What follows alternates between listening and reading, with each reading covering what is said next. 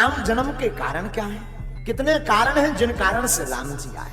रामायण में 5 कारणों का वर्णन आया है। पहला कारण जय और विजय।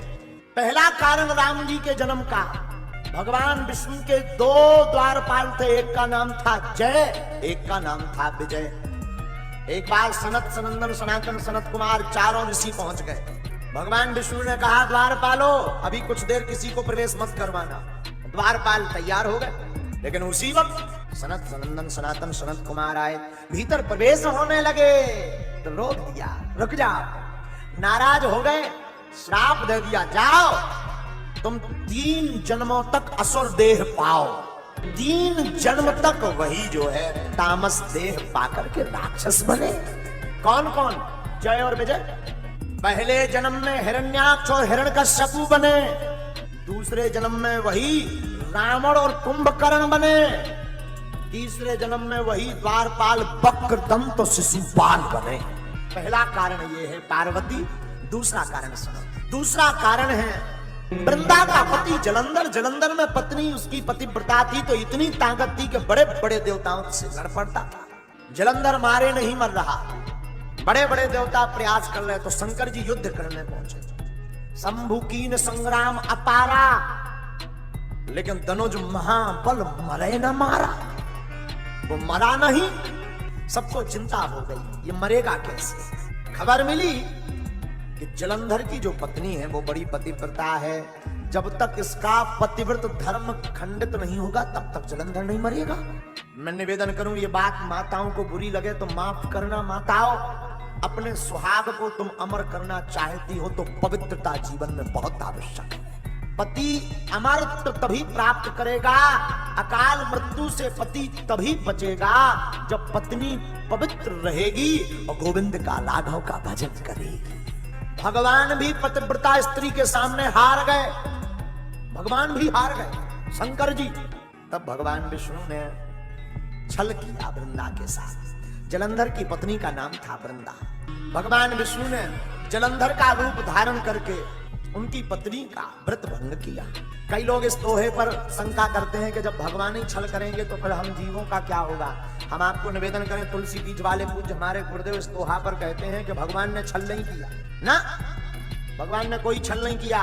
अब तू वृंदा ने भगवान के साथ छल किया। वृंदा पहले भगवान विष्णु से प्रेम करती थी, विष्णु को पति रूप में पाना चाहती थी, लेकिन जलंधर से भगवान को धोखा देकर के विवाह कर लिया, इसलिए भगवान ने उसका बदला लिया। जब व्रत भंग हो गया, व्रत भंग हुआ तो उधर जलंधर मारा गया। अपने पति के अंग को देखा, सिर को देखा वृंदा ने तो रो पड़ी। भगवान अपने असली रूप में आ गए। श्राप दे दिया वृंदा ने, तुमने हमारे साथ छल किया, जाओ मैं श्राप देती हूं, तुम्हें एक अवतार और लेना पड़ेगा।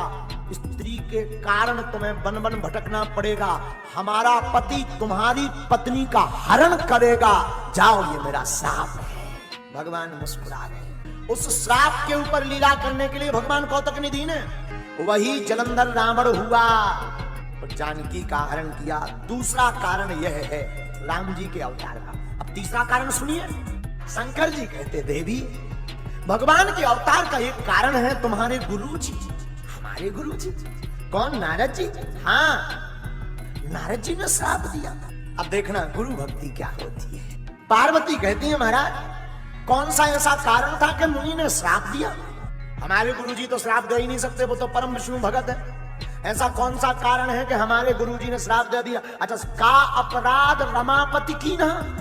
देखना जरा पंक्ति पर ध्यान देना, मतलब गुरुजी की गलती नहीं है, का अपराध। ऐसा कौन सा अपराध विष्णु ने किया बताइए। गुरु भक्ति हो तो ऐसी हो, मानो पार्वती कहना चाहती गुरु में भले ही दोष हो पर दोष दिखाई ना दे, यही तो शिष्य का लक्षण है।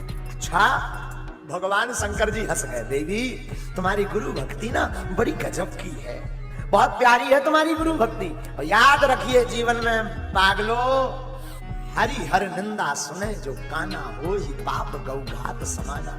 माता पिता गुरु और भगवान की जो निंदा सुनता है या करता है उसे गौ हत्या बराबर पाप भोगना पड़ता है। मां पार्वती कहती सरकार वो जरा कथा विस्तार पूर्वक बताइए ना, हमारे गुरुदेव ने श्राप क्यों दिया? एक बार नारद जी हिमालय के पर्वतों में घूमने गए। हिमालय की कंदराओं गुफाओं को देख करके नारद जी का मन वहां रमने लगा। परम सुहावन आश्रम देख करके मन में प्रभु की भक्ति जगने लगी। एक बात बोले, स्थान का भी बड़ा प्रभाव होता है। जिस स्थान पर बैठ करके भगवान की भक्ति करोगे वहां तुम कितने भी वासना युक्त जाओगे, उपासना अपने आप जगने लगी। नारद जी ध्यान में बैठ गए। नारद जी को श्राप है कि कहीं एक जगह नहीं टिकोगे, पर ध्यान में वो ताकत है, भक्ति में वो ताकत है कि अस्थिर व्यक्ति भी स्थिर हो सकता है। जब नारद जी टिके तो चौंक गए। कौन? इंद्र। कुर्सी का डर सबको सताता है, हमारी कुर्सी ना छूट जाए। देवतन हाँ भी डराता हूं हमारी कुर्सी ना छूट जाए। सबसे ज्यादा टेंशन तो इंद्र ही हो। कौन ज्यादा माला जप करने लगे, ज्यादा हवन इंद्र लगने लगे, कहूं जो ही ना इंद्र बन जाए। इंद्र को नाराजगी हो गई, इंद्र की चिंता बढ़ गई, इंद्र को डर लग गया कहीं हमारा पद ना छुड़ा ले। कामदेव को भेजा, जाओ जाकर के इनको हटाओ। कामदेव नारद जी के पास आया तो नारद जी के ऊपर काम ने अपने सब बाणों को चलाया। नारद जी के ऊपर कोई भी काम की कला नहीं चली। निज भय डरे मनोभव पापी, डर गया। कामदेव ने सोचा कि एक बार हमने कला चलाई थी, शंकर जी ने भस्म कर दो तो कहूं ये मुनि खतरनाक ना हो, दोबारा भस्म कर दे तो फिर से जन्म ले भी पड़े। तो भस्म के डर के कारण कामदेव शरण में आ गया। प्रभु माफ करो, सीम की चाप सके बहुतासु। प्रभु हमने बड़े बड़े मुनि देखे पर आपके जैसे मुनि नहीं देखे, आपके जैसा हमने कोई नहीं देखा, हमें माफ करो। भयभीत होकर के कामदेव तो चला गया, लेकिन नारद जी के मन में अभिमान भर गया। क्या? अरे शंकर जी को तो कामदेव को भस्म करना पड़ा, पर हमने तो कामदेव को जीत लिया। शंकर जी के पास गए नारद जी। जब शंकर जी के पास गए तो रोज राम कथा सुनाते थे। आज नारद जी काम कथा सुना रहे। राम कथा नहीं सुना रहे, काम कथा। अरे बोले सरकार हमने कामदेव को लेन में लगा था। शंकर जी बोले अच्छा। बोले हम। शंकर जी बोले सुनो नारद जी हमें बताओ सो बताओ, लेकिन उन्हें जो उनके 4 हाथ बारे हैं उन्हें ना बता दे। बोले किसको? जो वो भगवान विष्णु है उन्हें मत बता देना। सारे संसार में जल ही जल विराट भगवान बैठे हैं। भगवान विष्णु की नाभि से कमल निकला, कमल से ब्रह्मा जी प्रकट भये। ब्रह्मा जी कमल की जड़ को जानना चाहे पर पता नहीं चला, हड़बड़ाकर वापस आए।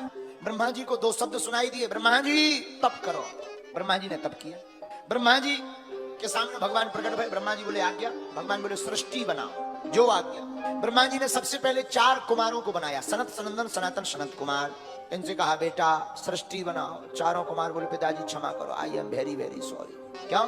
हम तो भगवान का भजन करेंगे, आपको जो करना है सो करो, इन झंझटों में हम नहीं पड़ेंगे। ब्रह्मा जी बोले जय हो, हमारे लड़का हमारी बात नहीं मान। ब्रह्मा जी को क्रोध आ गया।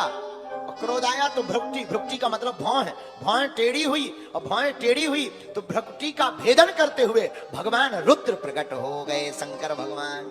वैसे तो भगवान भोले बाबा अविनाशी, इनका आदि और अंत नहीं, पर भागवत में ऐसा वर्णन। भेदन करके रुद्र भगवान प्रकट भये। ब्रह्मा जी बोले हे रुद्र भगवान जी महाराज सृष्टि बनाओ। रुद्र भगवान बोले महाराज हम तो भूत प्रीत बना के जानते हैं। ब्रह्मा जी बोले बेई बनाओ। शंकर जी ने इतने भूत प्रीत बना दिए, इतने भूत प्रीत के ब्रह्मा जी बोले बस करो, जेई धर दे होगा। शंकर जी बोले तो करें क्या, हमें तो यही आता है। ब्रह्मा जी बोले तुम किसी काम के नहीं, भजन करो। शंकर जी बोले यही तो हम चाहते थे, चले गए। बाद में ब्रह्मा जी ने 10 ऋषियों को प्रकट किया, मरीचि, अत्रि, अंगरा, पुलस्त, पुलह, क्रतु, भृगु, वशिष्ठ, दक्ष और देव ऋषि नारद। इन्हीं 10 ऋषियों की संतान हम लोग आप हैं, इसलिए हम लोगों का गोत्र भी इन 10 ऋषियों के अंतर्गत है। छाया से महामुनि करदम जी, वाणी से सरस्वती जी प्रकट भई ब्रह्मा जी, छाया से करदम मुनि प्रकट भई। वाम भाग से एक कन्या हुई, दक्षिण अंग से एक पुरुष हुआ। कन्या का नाम शत्रुपा, पुरुष का नाम मनु, और मनु और शत्रुपा से ही हम सब मानव हुए, इसलिए हम लोगों को मानव कहा जाता है।